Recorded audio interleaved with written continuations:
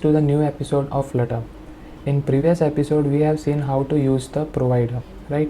So the main topic of today's episode is state provider. Before starting the episode, let me tell you the difference between provider and state provider. So for that I have created this simple light switching app. Here when I click on this bulb, the bulb gets filled, the light gets on, and when I click again on this, the light gets off. This is happening because of state provider. Whenever you need to change the UI state dynamically, you can use the state provider. And for static kind of apps where the data is not changing frequently, in that case you need to use the provider. So that's the basic difference between state provider and provider. Now to use the state provider, you need to add the state provider here, and here I have taken the boolean variable. Now I have initially set it to false, and this is light on provider is getting assigned the value of this state provider. Now similar to provider, which we have seen in the previous episode, we have extended it using consumer widget and added the widget reference here, and using the ref we are watching the provider here.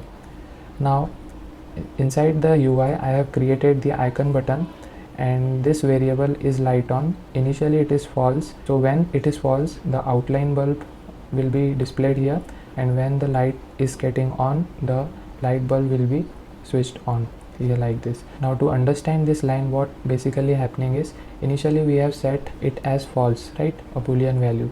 Now whenever I click on this button, this onPress event is getting called, and using this notifier the provider is getting update that something is changed, we need to update the UI, and all that state is getting updated automatically. We don't need to update it manually.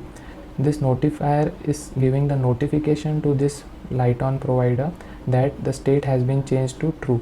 So this is getting changed here. Now whenever I click it again the notifier will tell the state provider that value is again changed, set the value to false.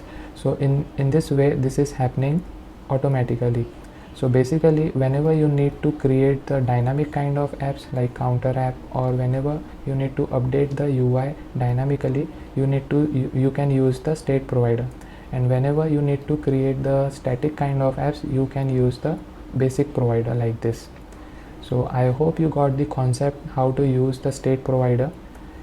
In the next episode we will discuss third type of provider in Flutter Riverpod, and I hope you are enjoying the series, and if you have any doubts you can comment it out. I will definitely answer the questions. If you are really liking the episode, don't forget to like, share and subscribe. And that's it for today's guys. See you in the next episode. Thank you for watching.